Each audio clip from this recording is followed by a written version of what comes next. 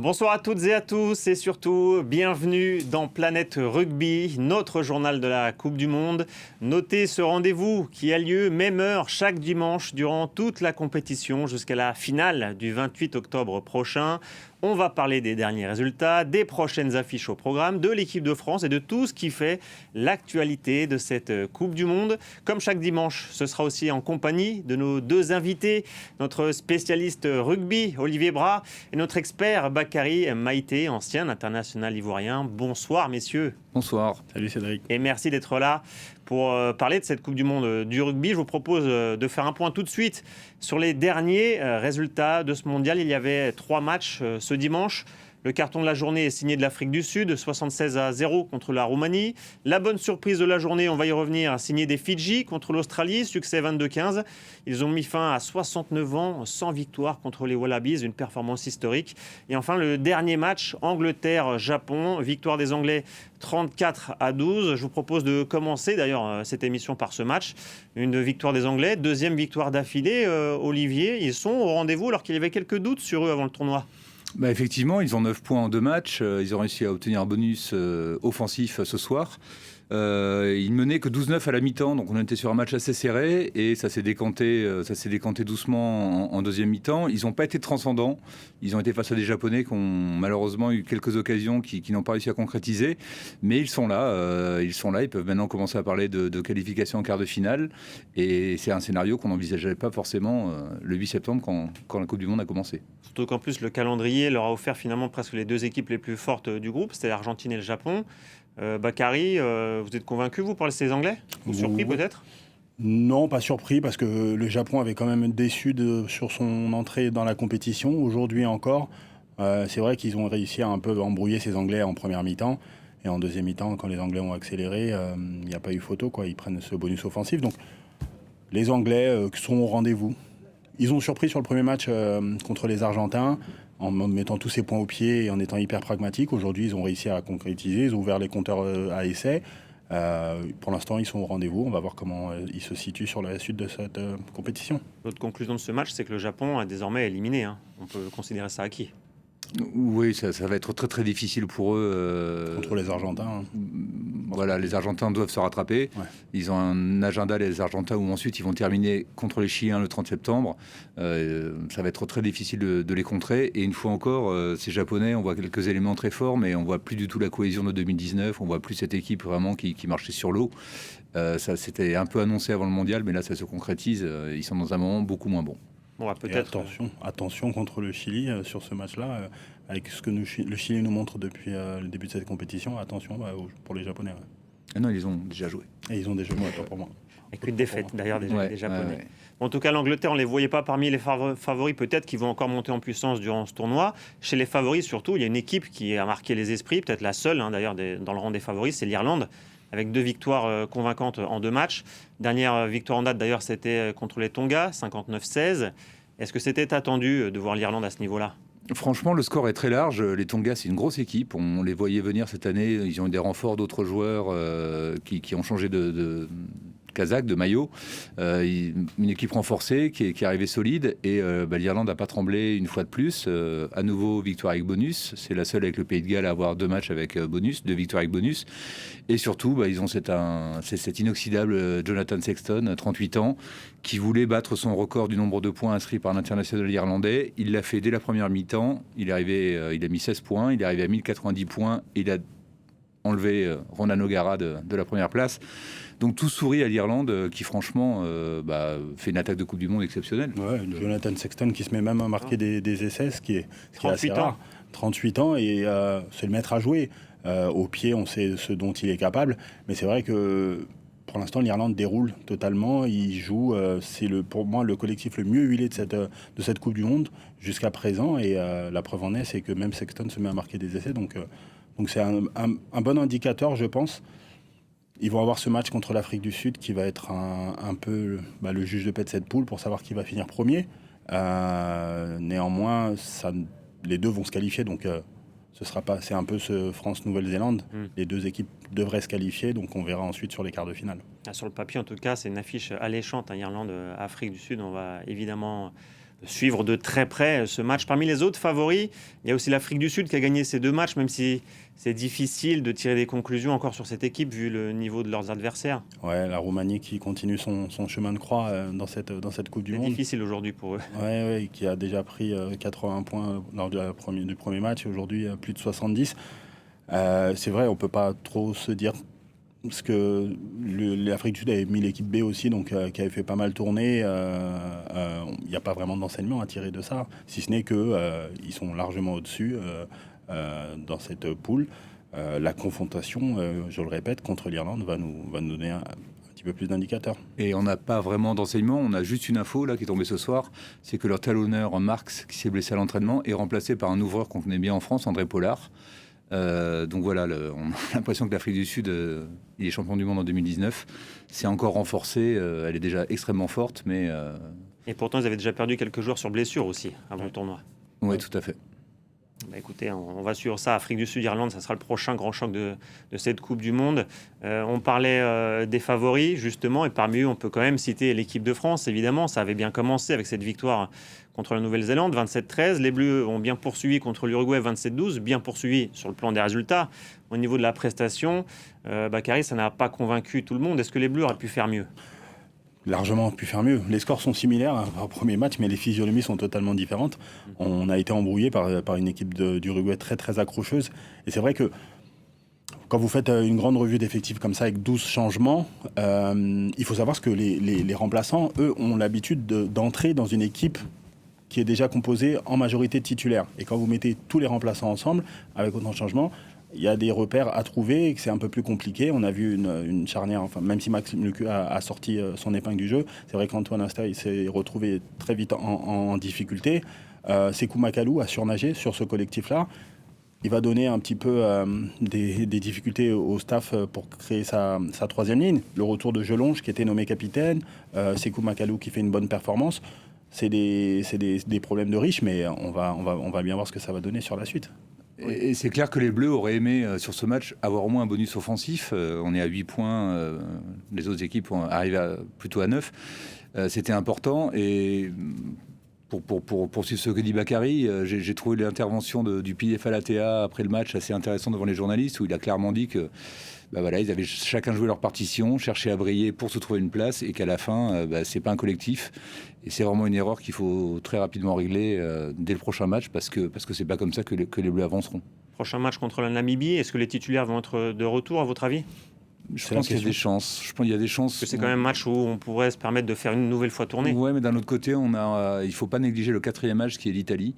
Qui aura lieu 2 semaines après en plus. Voilà. Donc ça fait quand même du temps entre, donc effectivement, peut-être un retour des joueurs premium, comme on les appelait. Peut-être pas dans la totalité, mais effectivement une équipe un peu panachée, un peu plus, avec un petit peu plus d'expérience contre cette équipe de Namibie qui semble être la plus faible de la poule.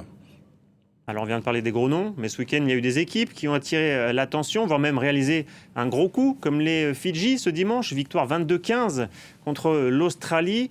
Et qu'est-ce qui vous a plu dans cette équipe, Olivier ? Ce qui a vraiment été très étonnant, c'est la façon de jouer des Fidjiens. On associe le mot pragmatisme aux Fidjiens, ce qu'on ne fait jamais d'habitude. On est plus sur des scénarios de match où d'un coup il y a un coup de folie sur un ballon, on attend un 3/4 qui brille, on voit des grosses erreurs comme au Pays de Galles qui leur coûtent cher parfois, et là vraiment ils ont gardé un plan de jeu qui était très strict. Ils ont mis les Australiens vraiment à la peine, ils ont été énormément pénalisés, et ça a vraiment payé pour eux, avec un buteur aussi. Ils ont un buteur de haut niveau, ce qui n'a pas toujours été le cas. Il a mis 14 points, le numéro 9. Et puis voilà, Tuisova au milieu. Aujourd'hui, il était là. L'essai, il est pour lui, et il a été essentiel dans cette équipe en défense. Et je rajouterais Levani Botia. C'est marrant parce que c'est 2 joueurs qui étaient remplaçants lors du premier match des Fidji, qui avaient sans doute des choses à prouver et qui l'ont montré aujourd'hui, Levani Botia. Et aujourd'hui, clairement, un des atouts des Fidji, c'est leur paquet d'avant, qui, permettez-moi l'expression, fait plus rire les mouettes. Aujourd'hui, les Fidji font du mal à leurs adversaires sur le 8 de devant, et ça, c'est quand même quelque chose d'assez inédit. Et derrière, quand vous avez des joueurs de leur trempe de Radradra et Naya Salevou, derrière, ça peut faire mal, et c'est ce qu'ils ont fait à l'Australie aujourd'hui. Et puis il y a lui de devant, et on voit aussi que dans les finisseurs, quand on a un Ravaille qui rentre, ils ont vraiment de la profondeur de banc aussi devant, et ça donne une équipe qui est redoutable. Botitou de Castres, etc. C'était vrai que, comme la semaine dernière, on s'était dit que effectivement Botia allait rentrer, allait apporter quelque chose. Ils sont vraiment pas passés loin de la victoire. Aujourd'hui, ils l'ont fait, et je pense qu'ils vont aller chercher la qualification dans ce groupe. Bon, on va les suivre d'ailleurs dans les prochains matchs. Après cette victoire contre l'Australie, je pense qu'il y a une bonne dose de confiance dans leur rang. Il y a aussi une autre équipe qui a attiré un peu l'attention ce week-end, c'est le Portugal. Malgré sa défaite 28-8 contre les Pays de Galles, contre le Pays de Galles d'ailleurs composé de plusieurs remplaçants. Leur jeu vous a beaucoup plu, Bakary. Surtout que vous connaissez pas mal de joueurs. Oui. D'abord, il faut rendre hommage à Patrice Lagisquet, un entraîneur champion de France avec le Biarritz Olympique il y a quelques temps de ça, qu'on pensait un peu sorti du circuit, qui a repris une sélection et qui arrive à faire jouer des joueurs qu'on connaît très bien en équipe dans le championnat français. Je pense à Mike Tadger, le talonneur, Stevie Cerquera, José Lima ou Francisco Fernandez. C'est des joueurs que j'ai côtoyés, et c'est des joueurs d'expérience qui sont sur la fin de carrière. Je crois que Mike Tadger arrête la carrière après cette Coupe du Monde. Ils m'ont clairement impressionné. Ils ont même fait des erreurs qui leur ont coûté le match. Et si on nous avait dit que le Portugal était en mesure de l'emporter face à cette équipe galloise, on l'aurait peut-être pas cru. Donc surtout qu'on se rappelle qu'ils avaient déjà eu un test match il y a une vingtaine d'années où ils avaient pris plus de 100 points. Donc aujourd'hui, ces équipes-là évoluent. Le Portugal a bénéficié de cette qualification en allant au bout de la qualif parce que l'Espagne avait été sortie. Et clairement, ils font bonne figure, et c'est très plaisant à voir. Et j'ajouterais qu'on l'a senti dans les propos de Patrice Lagisquet, leur entraîneur, leur sélectionneur, après le match, où vraiment il a exprimé une frustration. Il sentait que ses joueurs étaient au niveau aujourd'hui pour embêter encore plus le Pays de Galles. Et le Pays de Galles s'en sort avec un bonus, avec un essai à la 83e minute de Faletao. C'est vraiment passé limite. Au final, ils ne retiennent que les résultats, je crois. Ils ont deux victoires avec bonus, Ouais. et c'est effectivement un beau début de mondial pour eux. Il y a aussi l'équipe du Chili qui a donné pas mal de retordre, du fil à retordre aux Samoa, même si l'ampleur du score ne dit pas tout. 43-10 en faveur des Samoa, c'était samedi. Les Chiliens qui avaient déjà compliqué la vie au Japon, Olivier. Alors, c'est un petit peu le même scénario. Il faut parler des Chiliens sur une mi-temps, malheureusement.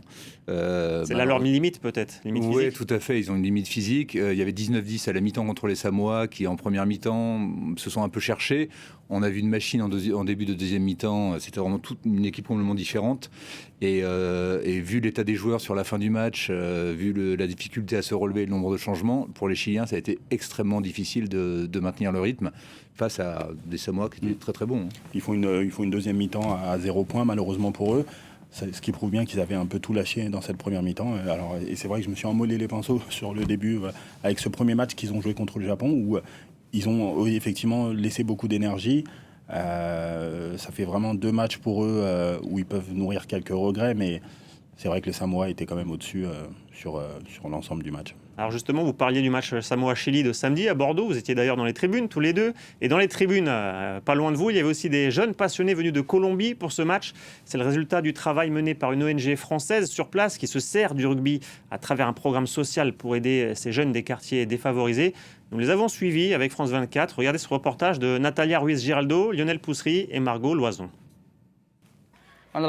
Quand tu mets la balle ici et que tu la lances, ça va la faire tourner. Marlon apprend les bases du rugby aux enfants de son quartier défavorisé, près de Barranquilla, au nord de la Colombie. Les moyens sont rudimentaires, quelques ballons et des plots pour imaginer un terrain sur la terre. Dans ce bidonville, le sport est un moyen d'éloigner les jeunes de la délinquance. C'est pour leur apprendre à vivre en communauté, parce que tu sais, c'est un quartier très dangereux. Je veux que les enfants ne s'égarent pas en route et qu'ils choisissent le sport pour suivre le droit chemin. Un chemin qu'il a lui-même emprunté. Grâce au rugby, Marlon est devenu entraîneur apprenti et garde l'espoir d'intégrer la sélection nationale. Âgé de 22 ans, il a toujours un rêve intact, évoluer un jour dans l'élite professionnelle en France. J'ai grandi en regardant le top 14 et surtout les matchs de Toulouse. Des terrains d'entraînement colombiens à ceux de Mérignac, près de Bordeaux. Marlon et une dizaine de jeunes de 18 à 22 ans ont voyagé en France à l'occasion de la Coupe du Monde. Certains ont quitté leur quartier pour la première fois de leur vie. On a joué contre une équipe de Lourdes et le niveau était top. Ils sont soutenus depuis qu'ils sont tout petits et ça ne se voit pas chez nous. Les terrains sont trop beaux, les conditions sont excellentes, les lignes au sol sont peintes. Là-bas, à Barranquilla, on ne voit même pas les lignes et on se perd sur le terrain. Ce terrain-là est beaucoup plus impressionnant. Le stade Matmut Atlantique de Bordeaux, où se déroulent plusieurs matchs du mondial. Grâce à l'ONG française Cléo, qui les accompagne, ils ont assisté à la rencontre Samoa-Chili en tribune. Un projet de rugby social piloté par Cécile Lavergne depuis plus de 15 ans en Colombie. Quelques-uns étaient dans la drogue déjà ou dans la vente. Et le rugby les a complètement transformés. Et maintenant, voilà, ils ont eu un moteur dans leur vie et un projet. Et même changement dans leur quartier où ils deviennent des modèles en fait.